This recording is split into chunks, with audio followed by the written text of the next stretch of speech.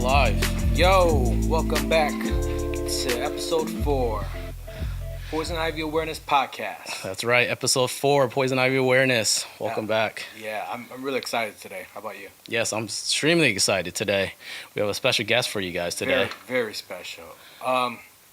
This guy, he's fighting the good fight every day. For the past 12 years, he's been on the front lines. He sleeps with poison ivy, he breathes it, and he has possibly a cure. He's the Arya Stark of poison ivy. Here with us we have Dan Boelman, representative of Zanef, and CEO of Iowa Poison Ivy Removal. Yes. Welcome to the show, Dan. Well, thanks for having me here, guys. It's great to be here.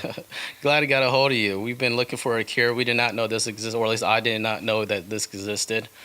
To go over and out there that was a product and a service that could just move just poison ivy. I did not know that. Well, and I was glad to meet you guys too, because I've got 2 jobs and my work life totally revolves around poison ivy. Oh, okay. So I'm the guy who needs to be here. Oh yeah, you're the guy. And for the viewers who can't see, he has a poison ivy t-shirt on with the 3 leaves. It has a quote: "Leaves of 3. Let them be. Let them be." Yeah. That's right. Alternative leaves never. What does it say? Never cross. Never cross. That's right. And never more than 3, and never has thorns. So we'll get into a little bit about that and plant identification, and have some great tips for people. Awesome. Appreciate you coming out here, taking your time, meeting with us. We definitely appreciate this. It's going to help out us just in general and people around the world too as well. It's going to cure a lot of people, and a lot of people aren't aware of the poison ivy, like you were just talking about as well, as the unknown. This is the familiar strain. Oh yeah, unfamiliar strain. Yeah. And like I've told you guys before, you know, people are worried about global warming, about the carbon dioxide, but people failed to remember that the levels are affecting the poison ivy. The poison ivy is getting bigger and more poisonous, from what I know. But you could probably get into that. That's right. Back in 2005, Duke University did this really big, really expensive study where they pumped carbon dioxide into the atmosphere, or into the forest down in North Carolina, to mimic the CO2 levels of the year 2050. And one thing that they noticed is all the woody plants were more so affected than a lot of the other plants in the forest, and poison ivy in particular. So after these higher CO2 levels, the biomass of the poison ivy was way larger, and the toxin in the poison ivy was way nastier.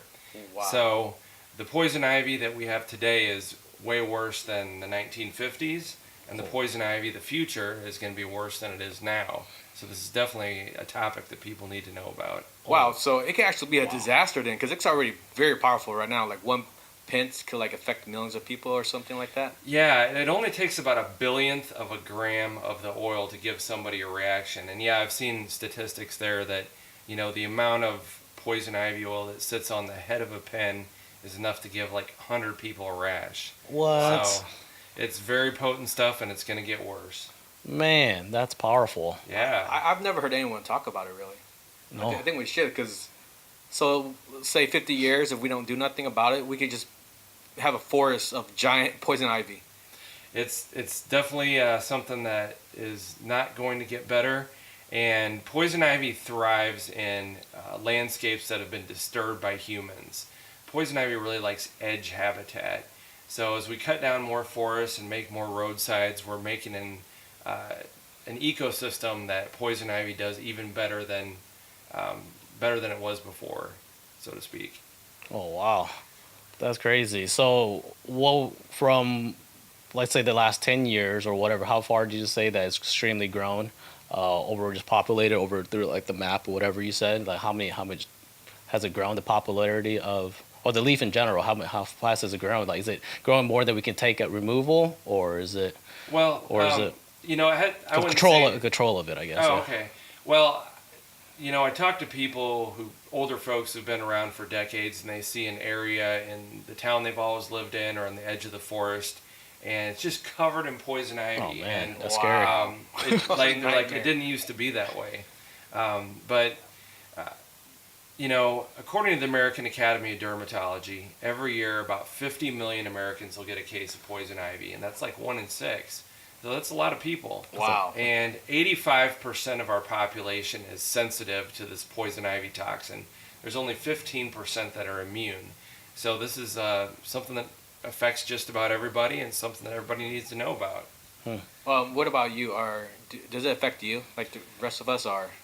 Yes. Now, the caveat to that statistic I mentioned a minute ago is there's some people who only need to touch poison ivy a couple times before their body's sensitized and they start getting the rash.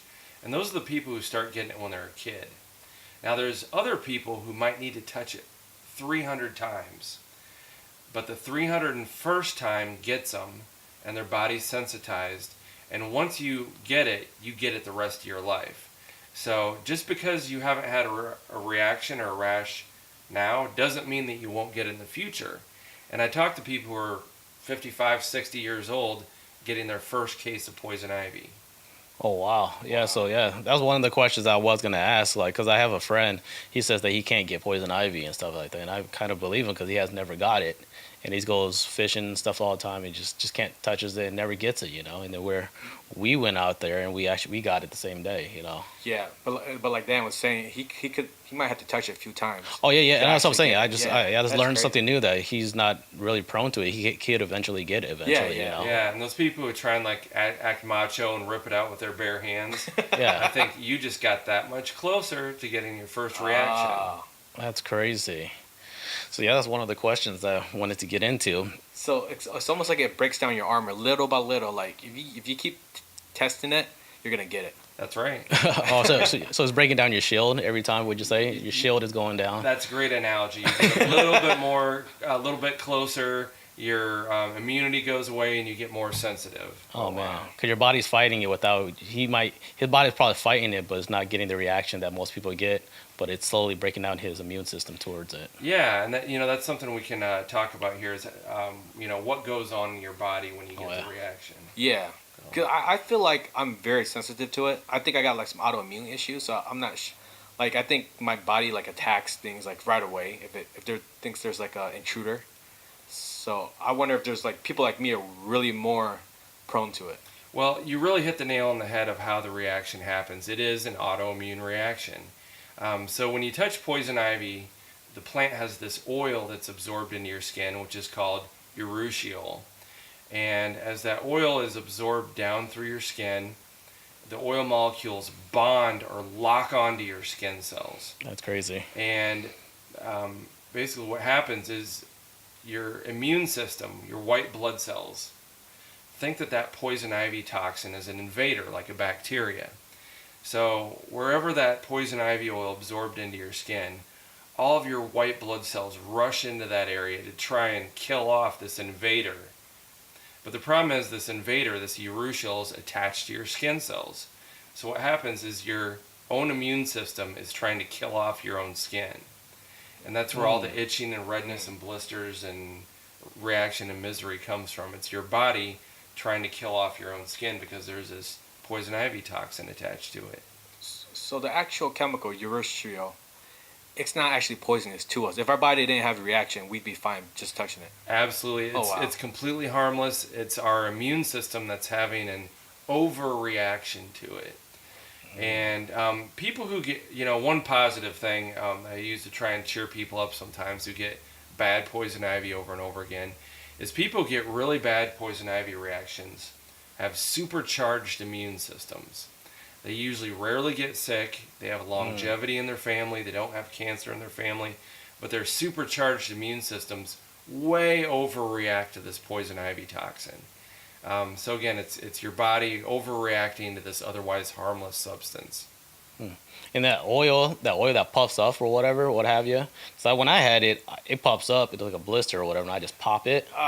Yeah, but I prepared it because I knew it was gonna pop. So I get like a paper towel or whatever, just put it right next to it and just soak it so it doesn't spread over to my other skin. 'Cause I think that oil spreads or wherever it touches next is gonna keep on blistering up or whatever. But how do you feel? What do you think I'm about glad that you mentioned that because that's another one of these common myths about poison ivy. So when you have this poison ivy reaction going on, one of the effects of the inflammation is it makes all the little blood vessels in your skin start to leak. And this clear yellow fluid, which is plasma, leaks out, it goes into your tissues. If your skin's broken, you have just this drainage come out. But if your skin's intact, you get this like a water blister. Now the fluid that's in there does not contain the urushiol, Really? poison ivy toxin. That's interesting. And it will not spread the rash. Huh. So that begs the question, why does a poison ivy rash seem to spread? What happens is, say you have an area of skin that got a really large dose of that poison ivy oil, and this area over here got a little dose. So the first area that got the big dose will break out on day 1, and the second area won't break out until day 3. But in the meantime, you've had the drainage run down, and you've etched, and you think, oh, I spread it by scratching, or the drainage spread it. Well, that second area would have broken out a couple days later anyway, because it got a tinier dose of the plant's oil. Okay. So people see these things happening, and they correlate them with spreading. I would too. Yeah. I mean, that's what I would do too if I didn't know the difference.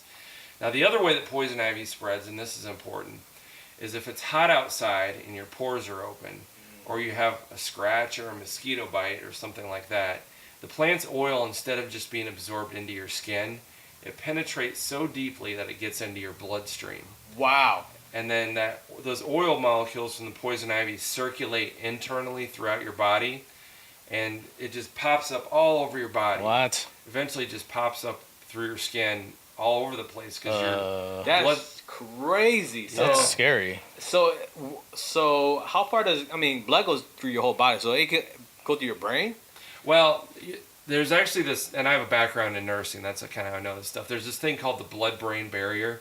You actually don't have blood in your brain. Oh wow, another fact. Oh dang, But, really? That's crazy. Eventually, that oil leaks out through your skin, so that's how it leaves your body. But when you see people who are covered from head to toe in the rash, Yeah. and it's been going on for 6 weeks, those people have what's called a systemic reaction to poison ivy. I mean, it's in their system, it's in their bloodstream. Wow.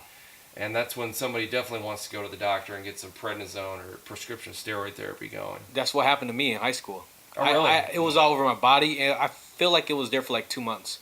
That sounds about And right. I had no idea why it wouldn't go away. I finally went to the doctor, and they gave me some medicine, and it did go away.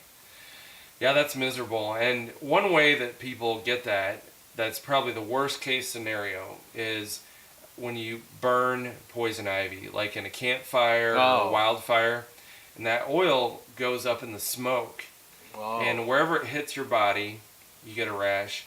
And then when you take a breath in, that smoke goes in your lungs, and that poison ivy oil goes right through your lungs and into your bloodstream. Wow. And circulates internally. So whatever people do never burn poison ivy. Oh man, that's crazy. Yeah. I think I probably did it before without even really thinking before. Just going out fishing and stuff, just grabbing whatever bush and whatever leaves or whatever, just throwing it on there. I could, like, just not even nonchalant, not even thinking about it. I should be grabbing the dry ones either way, but I did read some of that information that you did leave for us, and I do appreciate you leaving your product out here, the Zanfil product, the cure for everything that we fall in love with. I fell in love with it. I'm glad I have it, and we'll let other people use it if you guys need it as well. I was reading informative about the product. There's all kinds of information, the great information that you gave to me about it. And I'm just kind of literally rereading as you're talking about it, all the stuff that you're saying into it about poison ivy and stuff like that. And one thing I learned that in there, you said there's 3 things. There's poison ivy, poison oak, poison sumac, but only poison ivy is in Iowa. That's right. We have 2 species of poison ivy in Iowa. One that's kind of called eastern poison ivy, can be a shrub, and it also can be a climbing vine that will climb up the side of a garage or a tree or a house. There's another variety called western poison ivy that's just a little shrub. It's like a little stick that sticks up out of the ground. And the western poison ivy is more common north of Highway 20, like north of Fort Dodge and Waterloo. And the eastern poison ivy is more common in central and southern Iowa. They both have leaves of 3, but in Iowa we have no poison oak. Oh, There's never been poison oak in Iowa. There's one species of poison oak, western poison oak, and as you can imagine, it's only on the west coast. And then there's eastern poison oak that's only in the deep south. That's crazy. And then finally, poison sumac. Again, we don't have poison sumac in Iowa either. Oh, wow. Poison sumac only grows east of the Mississippi River. That's kind of where it stops. Now, here in Iowa, we have other sumac species like common sumac and staghorn sumac that are totally not poisonous. And one way to tell them apart, if you're traveling in different parts of the country, poison sumac only grows in swamps, and it's the only sumac that has white berries. The non-poisonous sumac will grow anywhere and has red berries. So that's kind of one way to tell it apart. But here in Iowa, we only need to worry about poison ivy. That's interesting. So, like, there's no way that the poison oak or poison sumac, the seed or the plant, could never just, if it was planted here, if I just planted it outside, it wouldn't grow, or just, could it never spread here ever? You don't think? Well, I think theoretically you could transport some poison oak or poison sumac seeds in and potentially have them naturalize here. But, over the thousands and hundreds of thousands of years and millions of years that it's been here in the United States, that just hasn't happened. So those other species, they just tend to stay over there. Yeah, the conditions in Iowa are not such that it could survive here. Okay, I was wondering that. That's good to hear, though. Yeah. That's Poison good to know. ivy's enough. Yeah. Oh, and you were telling us earlier about the Japanese history behind poison ivy. Can you get back into that? Oh, yeah. So there are poison ivy is uniquely a North American problem, issue. But poison ivy has some relatives that live in, particularly Southeast Asia and Asia in general, and Australia.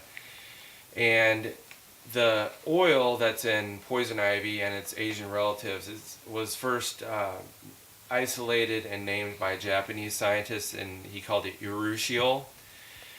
And so there's these big trees that are poison ivy relative, have the poison ivy oil in it. It's called the lacquer tree, and it's in Korea, Japan, and China. And over hundreds or thousands of years, there's an art form over there, they call it urushi, where they take the oil out of this tree that's just like poison ivy oil, and they process it into this lacquer that they put on lacquerware, like porcelain stuff, and they also put it on woodwork. So this nasty poison ivy oil that gives us a rash also has strong antifungal properties. So if they put it on like a violin or woodwork, the stuff never rots. I mean, it's around for hundreds of years, and it looks like you just made it yesterday. But if people touch these antique pieces, they can get a reaction from it. So that's kind of an interesting tangent about poison ivy. So people actually played them, though? Or were they the only ones that weren't affected by it would play it? Well, like that example I gave about the violin, I think it was like a display piece that a lady here in the United States got and thought she should play it, and she didn't. Or she shouldn't. She did, and she paid for it. Yeah, if you guys don't know what we're talking about, some lady, it's a girl, you said? Gal in California. Yeah, she ended up just playing the violin, putting it next to her neck, and she got a big old rash throughout her whole body. But she had a nice violin, though, apparently. Yeah, I mean, it was beautiful, but it was coated with this toxic oil. Yeah, definitely go a different route if I was you with that violin route. And I guess a quick question, too, I have coming up here. So there's no other trees that I just learned, too, and that's kind of dumb that I just mentioned to him earlier, but about, like, I don't know about you, but I never knew that trees are literally just a branch from the ground and just literally been years and stuff like that. Every leaf is different. I thought weeds are just weeds, trees are trees, but trees are the weeds that grew just after years of years of years. I never knew that. What? You know what I mean? So a tree started as a weed? Yeah, basically, or, right? Well, I mean, like out in the backyard out here, there's just a bush that you think is a weed or a seed or a tree seedling. It just looks like a weed when it's young and is just a foot high. So, a lot of these plants are spread by birds, like, the mulberry trees that are out there, or the seeds drift in the wind and they end up in your fence or your backyard. And It looks like a weed, but if you left it alone, it'd grow into a big tree. That's crazy, and Wow. I never knew that. I never, Wow. because he started mentioning ash. I guess yeah, we have a bunch of ash trees around here that got cut off, or there's like a big debate of keeping them or something like Oh, that. the emerald ash borer. Yeah, there's a Yeah. big debate on keeping them or whatever. They had a board meeting and stuff like that. But I wanted to get into just like so any leaves or leaves that you see that's leaves of three. I can identify that now. I've been learning that by doing a little bit of research lately and stuff like that.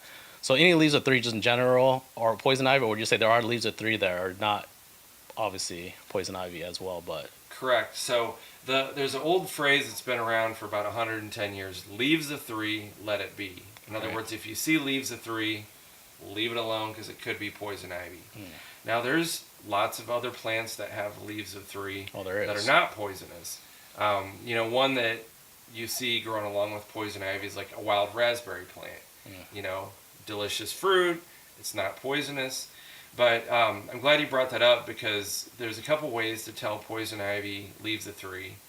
Yes, we apart need to from- know. We need to know that. Yes. I need to know. Spread the that. message, 'Cause yes. I always see I these need to things. know too. I'm always ever since that. I'm not touching either way, but I'm just like, man, I wish I just knew when I looked at it if it is a poison ivy because to me, just leaves just look like leaves. you know? Yeah. Well, a couple of things that set poison ivy apart from other plants that have three leaves. So each of the three leaflets on a poison ivy leaf have a stem. And the stem of the leaf on the end of poison ivy is always at least twice as long as the stem of the two side leaves. And Oh. for a lot of those non-poisonous three leaves, they're all the same length. Oh. But you see, that's way longer. That's way longer than that and that. The more telltale thing that is more easy to pick out in the summer and fall is as the season goes on, the poison ivy leaves will get injured by the wind or a bug chewing on them, and that toxic sap will ooze out and turn black. So I tell Ooh. people, leaves of three with little black spots, that's poison ivy. Oh wow. And now, this time of year, the leaves have just popped out of their buds and they're perfect looking and they're not all messed up yet. So they don't have those. But as we get into June, July, and August, those poison ivy leaves will have a whole bunch of little black spots on them. So that's another way to tell them apart from other non-poisonous three-leaf plants. That's interesting. That's a great way. I've looked up poison ivy. I've never heard about that. That's all. Yeah, and it kind of depends on how beat up the leaves are, but they will almost always have at least some on there. Oh, wow. And then this thing I seen, like it had a bunch of. I thought I saw this stuff outside of my house or whatever. That's why I wanted to bring it outside. I see this all the time. Have you seen it too? Like these little berries, or I don't even know what these things even Yeah, are. yeah, I've seen that. Yeah. I was like, what are these? So I was like, what? These are dangerous too to stay away from? Yeah, so poison ivy is what's known as a dioecious species. So individual poison ivy plants are either male or female.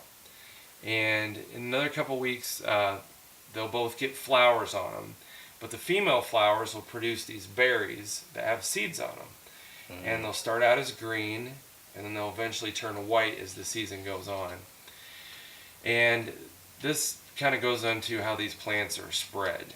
So these berries or seeds are really high in fat content, and the birds know it. So as birds migrate south and come through Iowa, for example, the poison ivy plants are usually the very first plants to turn colors. So here comes a flock of migratory birds. They see the leaves that have turned colors, and they home in on these poison ivy seeds. And they eat them like crazy. They eat them like they're like the best food they've ever had. It's a dessert. So Yeah. they fill their belly full of poison ivy seeds, and 4 hours later they're up in your tree and they do a dropping, and they just dropped a load of poison ivy seeds on the ground, and they stay there all winter, and in the spring they germinate and start growing and start climbing up your tree or climbing on the side of your garage. And you go to pull weeds later in the year and you touch them and you get a reaction. So poison ivy is spread by birds, the seeds are. And when you think about where are they at in my yard, it would have to be under somewhere where a bird was sitting. It wouldn't just be out in the open. It'd be under a tree or a fence or a roof. Oh yeah. That makes sense. I have a question. Is there any hybrid poison ivy? Do they ever intertwine with different plants? Good question. Well, that's an excellent question. The poison ivy, particularly poison ivy and poison oak, are really genetically close to each other. So you'll go up. I think there's an example around Sioux City where they found some plants that are half eastern poison ivy, half western poison ivy. And then, just because I'm so deeply immersed in this topic, there's a site out in the Columbia River Gorge in Oregon and Washington where it's the overlap zone between western poison oak and western poison ivy. And there's this about 10-mile stretch where they're hybrid plants. Oh, wow. They're half poison ivy, half poison oak. They've got the leaves of poison ivy, the berries of poison oak. Oh, the the stems ultimate of weapon. poison ivy, the roots of poison oak. So they can kind of interbreed with each other, Wow. which makes identification even harder sometimes. Wow. That's not good. No. No. That's not good. Go ahead. Let me see. I kind of like the idea you're saying about how people who get big reactions from poison ivy actually have good immune systems. So I feel like a superhero, but poison ivy is my kryptonite. Yeah. Yeah, you can kind of think of it that way. Again, because people who get severe reactions, who really, really react bad to it, have got these supercharged immune systems that protect their body from infections, protects their body from cancer, but way overreacts when they get exposed to poison ivy. Wow. It's powerful stuff. Yes. It is. Yeah, it brings me to another question, just speaking about that. So immediately, just like we went out just around my house, around my garage back there, and we didn't touch it because we got an expert with us, but he was aware, he did spot it. And let's just say if we did, obviously if we did touch it or brush it, or since it did kind of grow somewhere, maybe it touched the edge of my garage or something like that, and we brushed our leg against it or something like that, and like right now it just touched my leg. Oh. How soon would you say I'm still safe to where if I just wash, take a shower and everything like that, where I'm still good away from the rash, or you think immediately since I just touched it, I'm kind of screwed in a ways? I gotcha. Yeah. So it takes that poison ivy oil starts absorbing into your skin really quickly. And they've actually done studies where they've timed exposure with washing with regular soap and water to see how good you are. Mm-hmm. And if you're just using regular soap and water in the shower, you've only got about 15 minutes to get using regular soap and water to get that oil off your skin before it absorbs. And 60 minutes after you touch the plant, it's too late. It's already inside of your skin. So if you think you've been exposed, come in and wash up as soon as possible. Now, one thing that they've done studies about and shown is that say you're outside doing yard work, you're like, probably there's some poison ivy around here. When you come in to wash off inside, Dawn liquid dish soap is one of the best things you can wash your body with. Okay. Because the grease cutters in the dish soap do a great job of pulling that oily poison ivy resin off your skin. That makes sense. Now, if it's been more than an hour and that oil's already in the skin, just to take a small segue into Zanfel, our product you can use if it's been more than an hour to get that oil back out and prevent a reaction. Oh, wow. That's awesome. Yeah, that's what I read. I read the directions on when you can use it. And it said anytime you got it, we can do it when the product starts working immediately. So it's actually a prevention, not just a cure. Yeah, Zanfel is, for the vast majority of people, it's a treatment for after the rash breaks out. But if you've got it on hand and it's been more than an hour since you touched the plant, if you use Zanfel and get that oil out of your skin, you'll either prevent a reaction or it'll be way less severe than it would have been otherwise.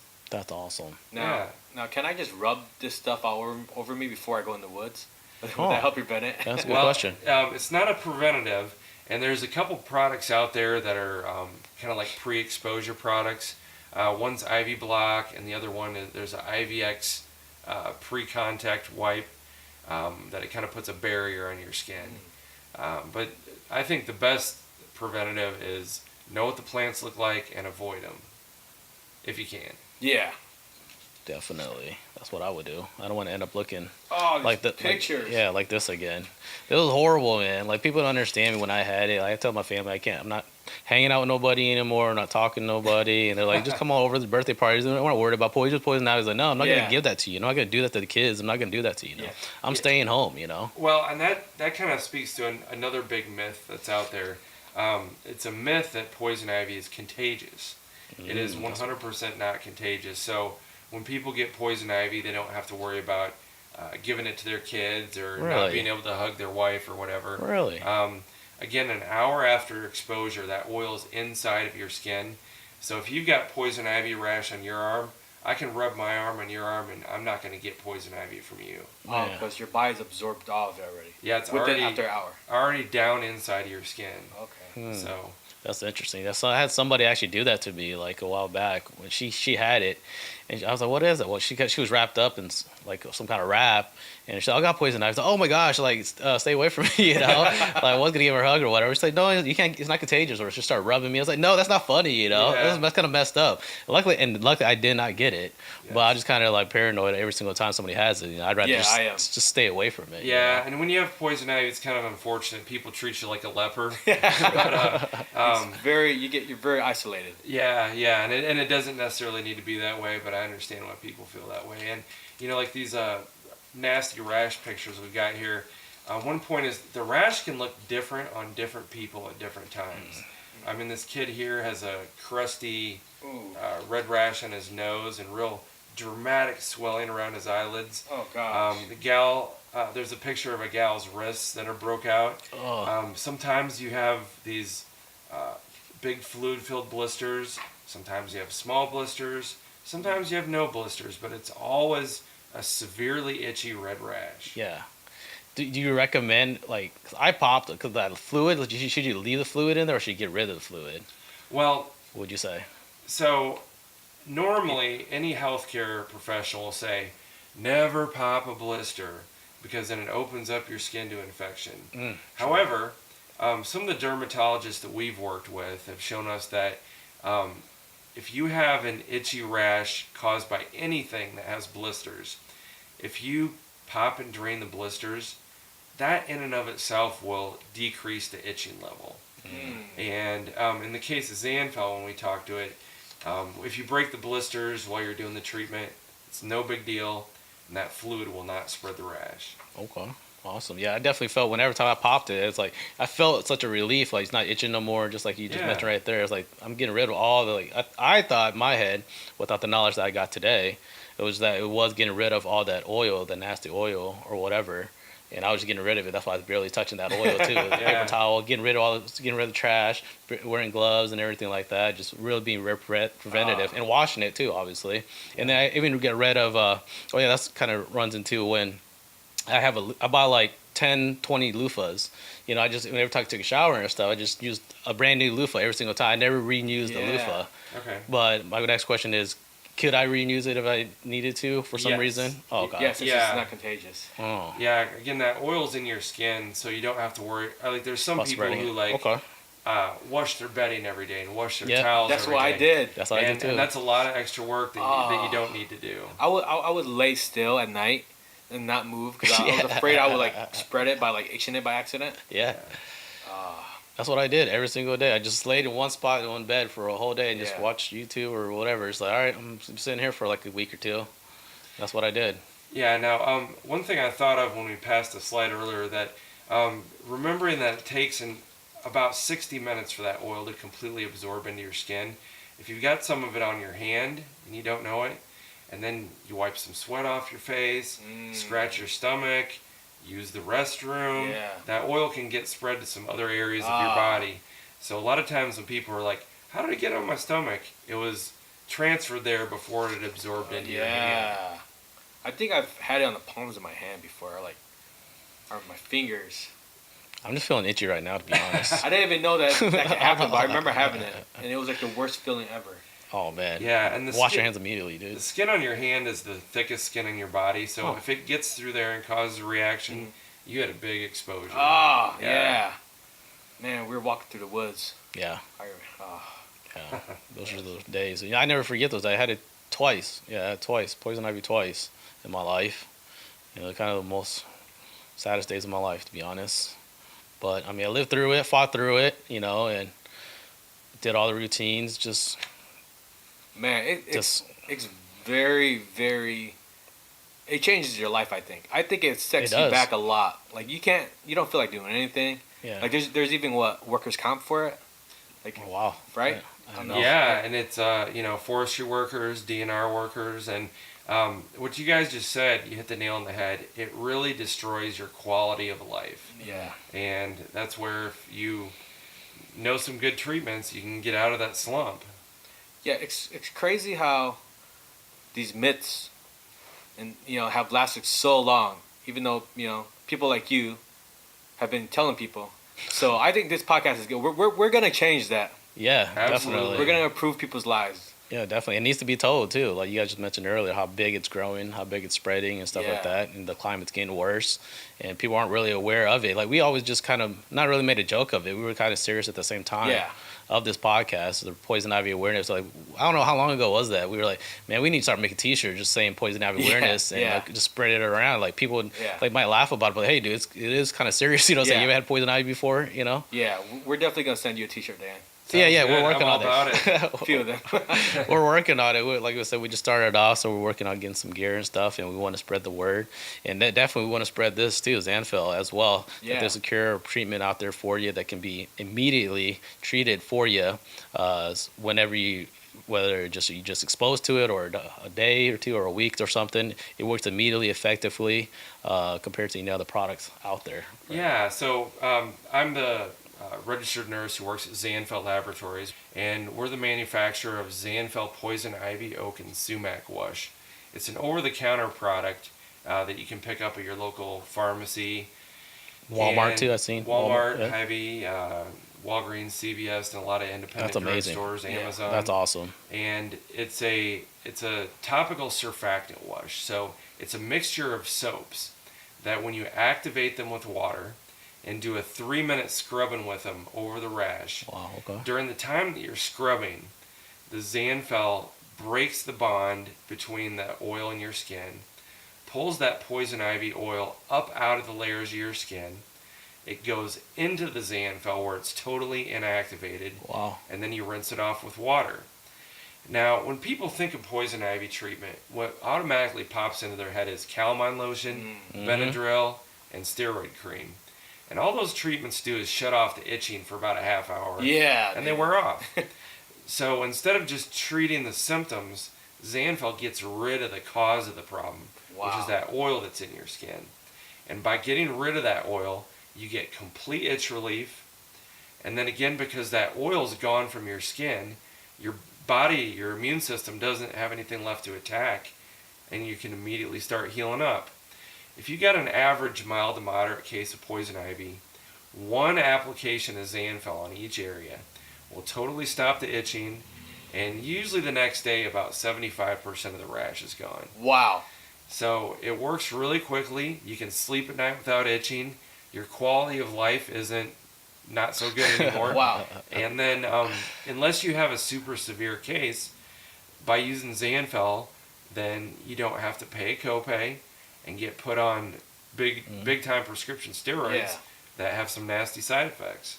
And you can apply this. So you're saying it grabs the chemical out of the skin. So you can apply this after like hours, and it'll work just as the same. Yeah, so Zanfel, the clinical studies have been done on our product that went 6 days out from the initial outbreak of the rash. Now in real world, people call me all the time, and call me at Zanfel, and they say, oh, I've had poison ivy for 14 days, I'm itchy and I'm miserable, I've tried everything else. Will Zanfel still work? And it will, because that oil stays in your skin for about 3 weeks. So Wow. if you get rid of it at any point, your itching will stop and your body can start to heal up right away. So it's never too late to use Zanfel.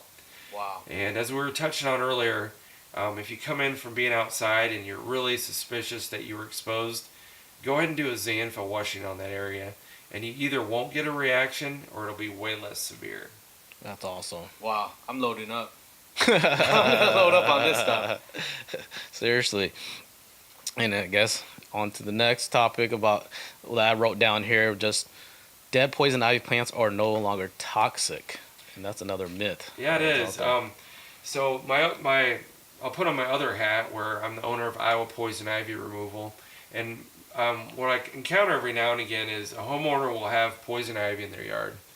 They'll say, "Oh, what do I do about it? I'll go grab some weed killer," and they'll spray it with some kind of herbicide. The, all the leaves will fall off and it's dead, or they think it's dead, and they'll go to rip out these dead poison ivy plants, and they'll get a reaction because that poison ivy oil takes about 5 years to break down inside of the dead plant material. That's crazy, man. So you kill poison ivy, it's still toxic for 5 years. Wow. Likewise, if you have an item that gets the poison ivy oil on it, like a weed eater, mower, it will stay on that mower for 5 years. What? Or until you wash that item. So That's it's so crazy. so important to decontaminate those items. Yeah, this is a crazy chemical. I read that the plant produces the chemical just to retain water. We always thought it was a defensive mechanism, or is it? Well, I've got the answer to that and prepare to have your mind blown. Okay. So, at Zanfel, we're connected with the only university laboratory in the world that is doing poison ivy plant research. Ooh. It's Virginia Tech. And one thing that they're kind of working on is, what is the point of this toxic oil in the plant? You know, the animals that eat poison ivy, like deer and birds, they're not affected by it. Humans don't mess with or eat poison ivy, but we are affected by it. So what was the point of this defense mechanism? So one of the hypotheses they have is that poison ivy is something called a evolutionary anachronism. And I'm going to give you an example of that to explain. So I don't know if there's probably a bunch of your listeners have heard of this or have this plant around where they live called honey locust.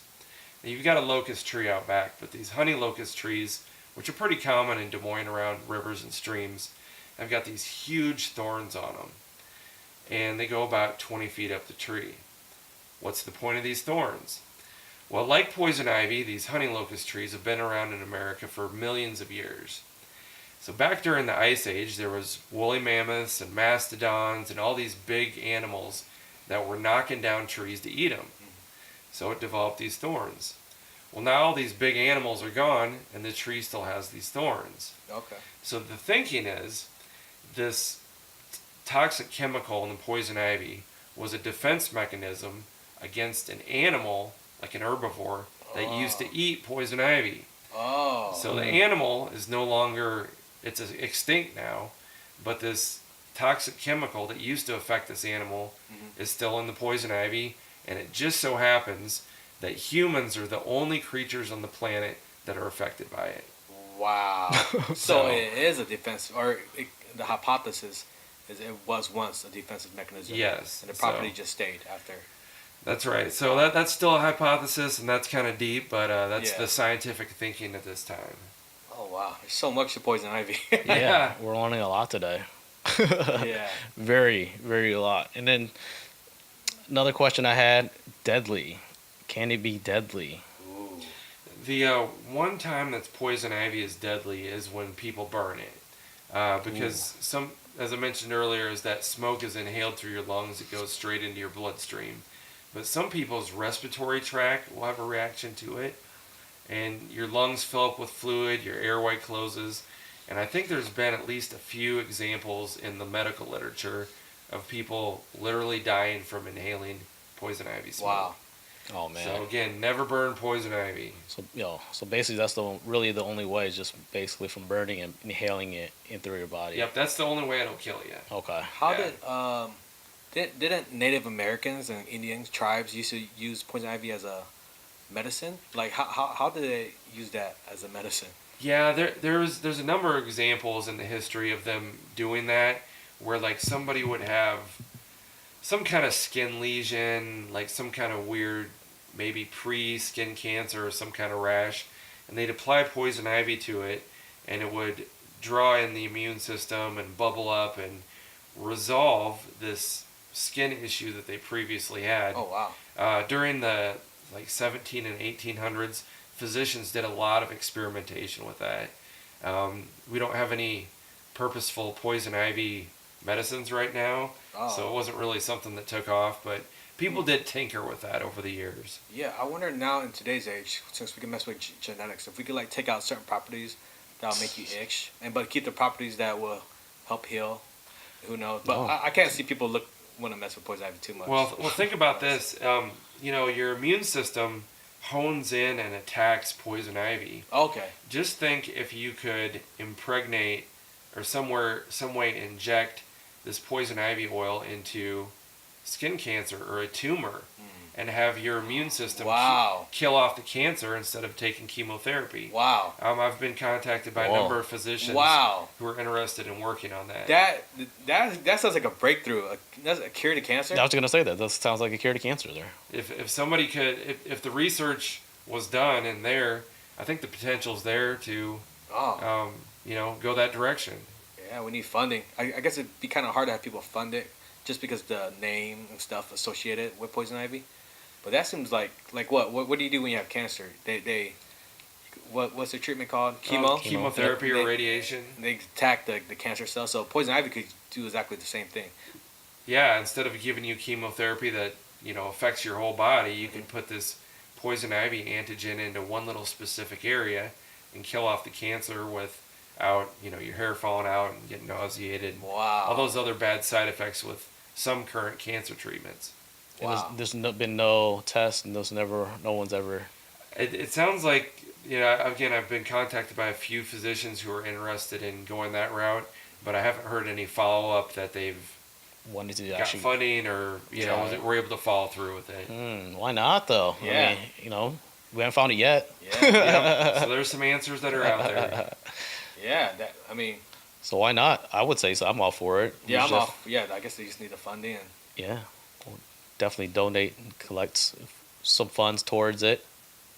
And yeah, another informative, real cool thing about Xanthil that I really like too, that stood out to me, is that the shelf life of the product, you know, is up to 10 years of shelf life. That's right. It's amazing. Xanthil soap and soap lasts forever. wow. So, you know, the product's inactive until you activate it with water. So it lasts forever. It's not something that you have to replace every 2 years like you do with, you know, Tylenol or vitamins Yeah. or whatever. And like you said, it's a soap, so you always have to rinse it off, or you don't just apply it and leave it on, right? That's correct. So you activate it with water in your hands, scrub it on the rash continuously for 3 minutes, and when you're done, all that poison ivy oil that was in your skin is now in the Xanthil. You rinse it down the drain and it's gone. Oh wow. Yeah. And you don't have to use gloves at all for the product. No, The because gloves? that oil as it's coming out of your skin, it's immediately encapsulated in a soap molecule in the Xanthil. So, you know, if you've got a kid who has poison ivy, you can apply it with your hand, or you can do it on yourself, definitely without a glove. That's awesome. That's the only question I had. It's like, man, you move that stuff, like, I wouldn't use these gloves just in general, even though the picture said you don't have to use the gloves. No, I wouldn't. I think You wouldn't use gloves? no, and if you later on tonight do a little Xanthil in your hand, it's got a real granular texture. Oh, really? And part of how it works is the chemistry of the product, but it also has these little granules are in there for exfoliation, and you have to get some friction going with them that I think a glove would hinder. I see. Oh wow. Yeah.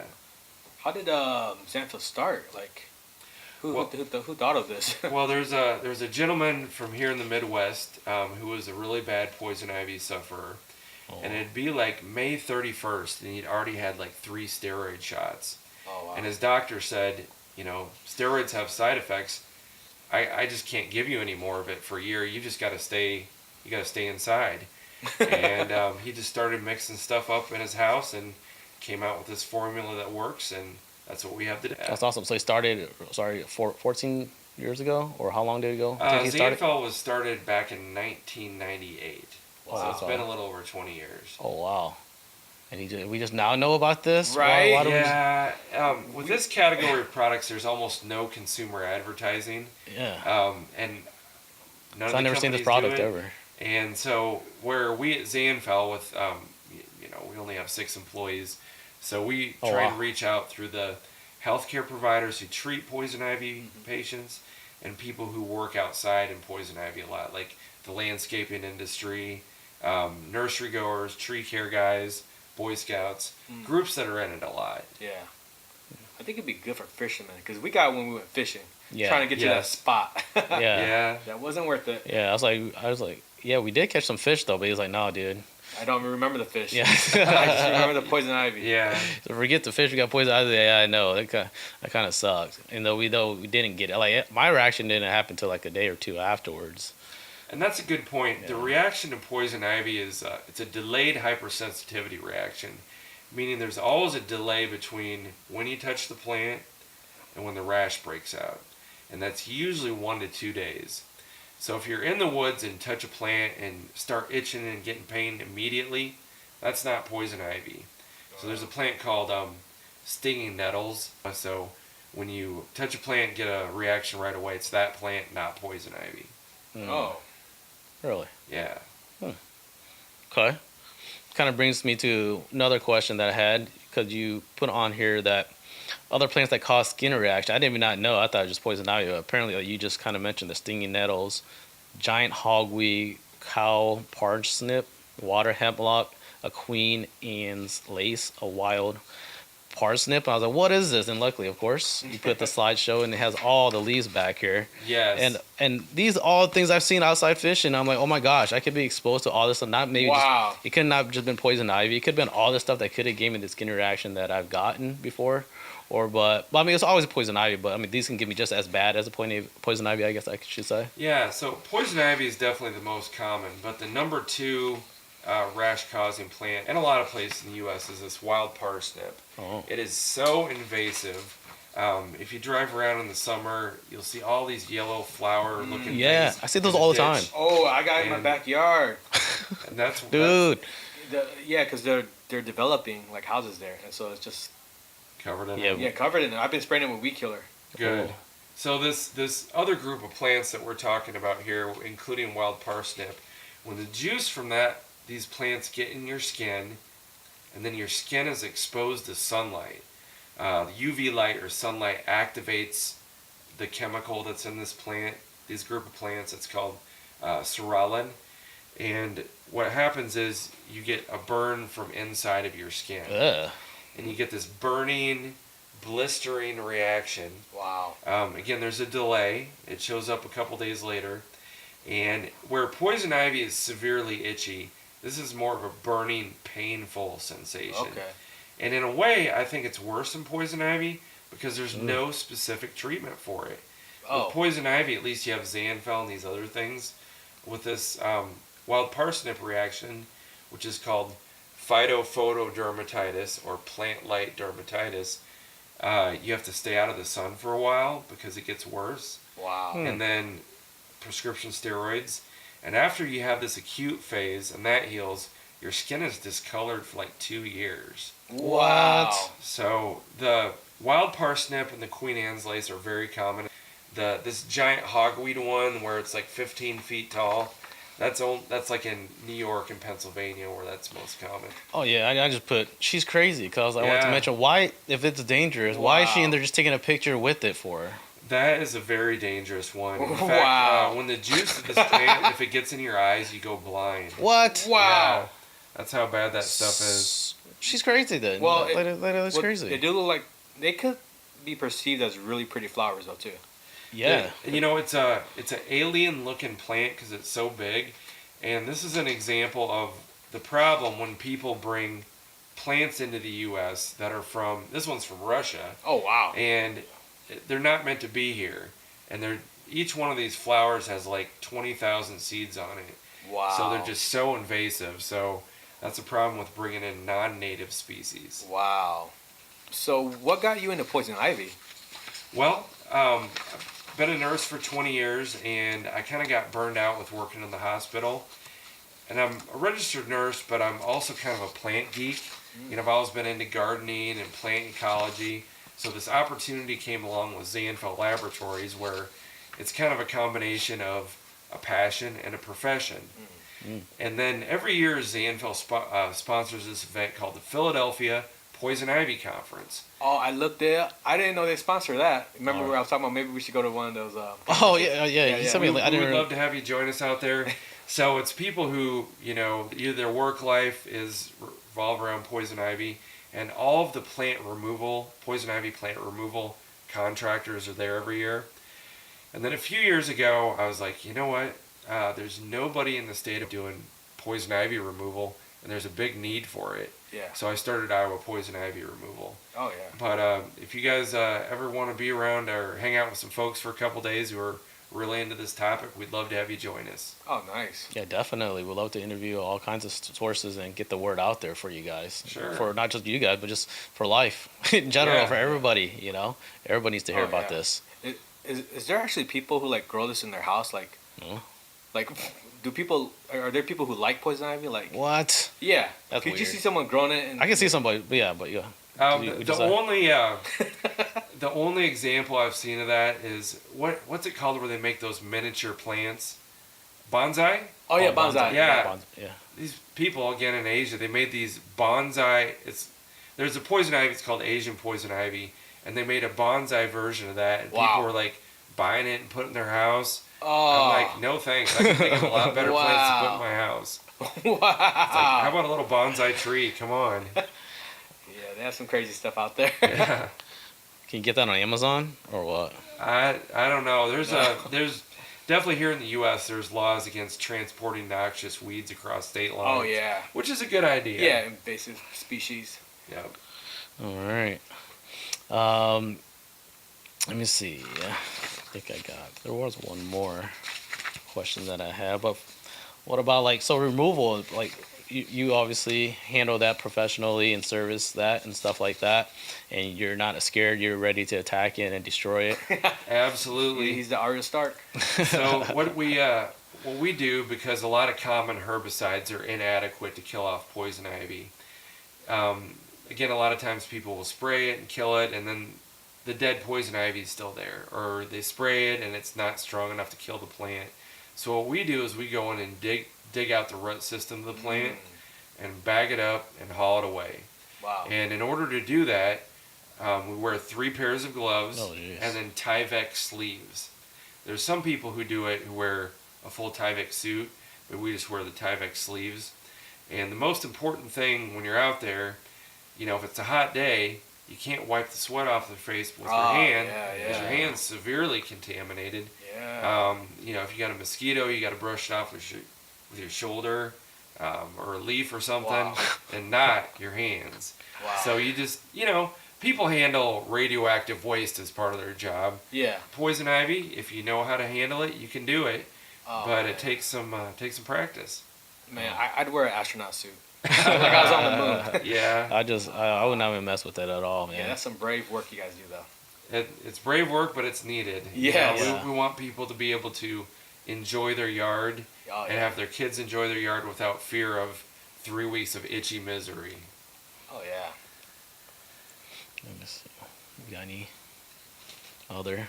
I think you answered most of my curiosity about poison ivy. Pretty Sure. sure there will be questions later. Yeah. Should we take a little quick break, real quick, Oh, yeah. and kind of go off like a different segment? Kind of since we did a lot of talking, kind of little segment we like to do is we like to try different one beer, beverage or something like that. And the reason I'm bringing that up because it's kind of I don't know. I've never been to Whole Foods. This is my first time. Oh, wow. This podcast actually make me experience more things than I abnormally do. Cause I just go like Hy-Vee or Yeah, Walmart yeah, or something yeah. like that. So I have to try something new. Well, anyways, I went and found this one. Kind of matches the vibe that we're kind of giving. So you guys will kind of be surprised when I pull it out there.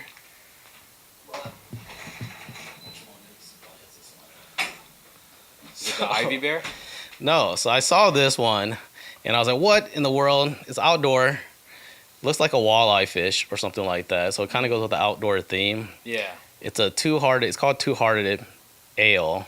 It's an American IPA. I'm not sure how you guys feel about IPAs. I'm not that great with them or whatever. That is a delicious beer. I've had it. Oh, you had it before? Yeah, Oh, man. Yeah, it's good. Okay, also that's good. Then let's just try it out. And then I was like, man, it just goes with what we're talking about outdoors. Let's try an outdoor beverage. It's made by Bell's, I believe. Bell's Two-Hearted Ale.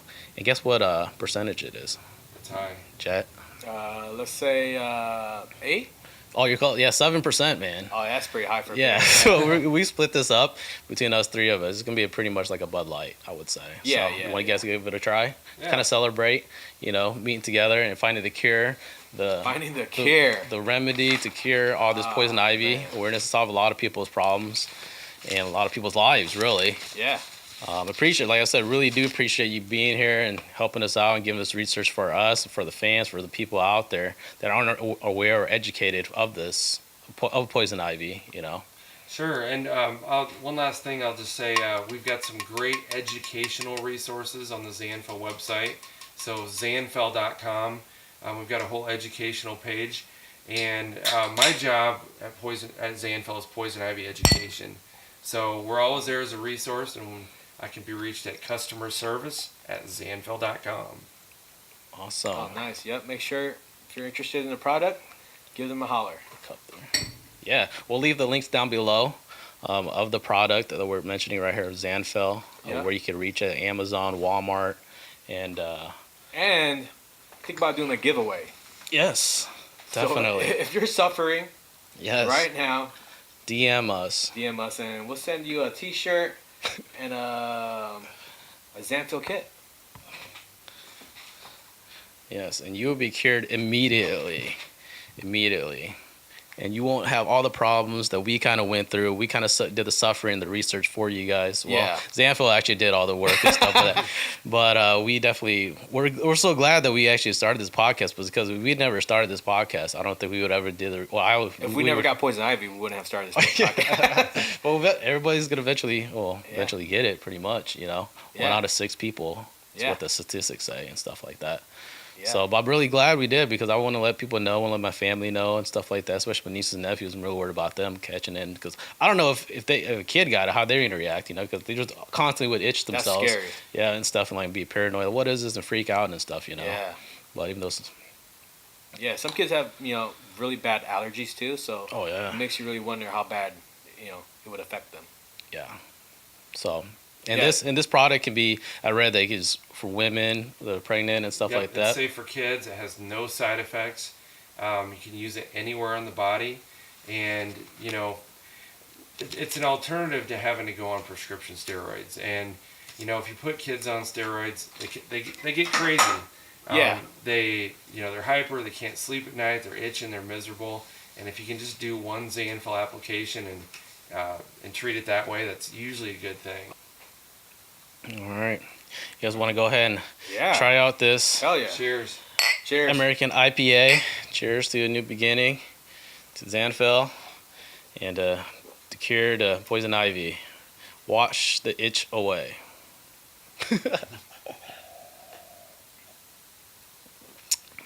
Oh man, this ain't bad. I thought it'd be more hoppy. Yeah, I like it. Yeah, I thought it would be real hoppy. It says it's a perfectly balanced American IPA brewed with 100% continental hops and bursting with aromas, ranging from the pine to the grapefruit. Ooh, oh yeah, the grapefruit. I can kind of taste it. Right? I can taste that in there. Right? I was kind of scared, 'cause I was like, for some reason, I thought it would just taste like a river. Like a river. Yeah, like a hoppy river, just like a nasty, something real nasty or something. That's River why. with the scent of trout. Yeah. Oh, it's a trout. Yeah. Oh, yeah. I didn't know what kind of fish it was, but yeah, I thought it'd be interesting to try out. So yeah, I definitely recommend this. It is 7%, so but kind of be cautious of how many you have of these beverages, but it's pretty good. But no, I definitely appreciate you, Dan. That's so awesome for you to show up and give us all this information, and you guys do. Oh yeah, for sure. Thank you so much. Yeah. Sure thing, guys. You give a lot of interesting facts too, and maybe a cure for cancer. You're telling us about maybe. Oh yeah. So It knocked on all the myths that Yeah. people kind of think about and that we kind of thought about too, yeah, which I'm still surprised at how it works, how it doesn't not contagious, but that's awesome to know that. That's real comforting to know that. And I don't have to Absolutely. be so scared about it or be so paranoid about like buying like 10 loofahs, 10 bed sheets, yeah. 10 towels. Laying as still as possible. Yeah, literally had all planned out. Like, all right, well, this I already do from the first time. I was like, oh, I already know what to do. I have to plan all this stuff, put this stuff over here, bed sheets, towels, Don't touch anything. Just walk in Yeah. straight lines. Don't touch it. Don't brush anything. But it's real comforting to know that I don't have to do that. Or be as paranoid, at least. Yeah. Still be cautious, but not as much. But Is there anything you want to add? yeah. Well, we've really covered a lot of ground, and I'll just emphasize again that at Zanfo, we're here as a resource for people, whether it's a workplace, a patient, youth scouting program. We've got some great plant identification posters, color illustrated brochures, Awesome. training programs that are all free. Oh, So Awesome. again, contact us, go through the Zanfo website, and we're here for you. Awesome. yeah, awesome. Well, thanks for coming, Dan. Thanks for having me, guys. Appreciate it. And we'll definitely be keeping in touch. And if you guys need any poison ivy removal, definitely contact Dan. We'll leave his Yes, number yes. and contact information below. If you need the cure, you're solving any issues right now with poison ivy, definitely check out Zanfil, Amazon at Prime or whatever, Walmart, whatever. Walgreens. Pick it up. Pick it up. Pick it up. Don't hesitate. Yeah. So, all right, guys. Well, appreciate you guys listening once again to the podcast. We're going to be signing off here, and hopefully this information was real informative for you guys. If you guys have any questions or any comments for Dan, please leave it down below. We'll send it out to Dan, and he can answer it for you guys, maybe in the comments, or we'll reach out to him and stuff like that. But yeah, definitely check back. We definitely have been having Dan more on this as well if you have any questions, and bring you guys more information about poison ivy awareness, because it needs to be told. So, Yep. And remember, poison ivy, 3 leaves. let it be. That's So- right. Signing out. All right.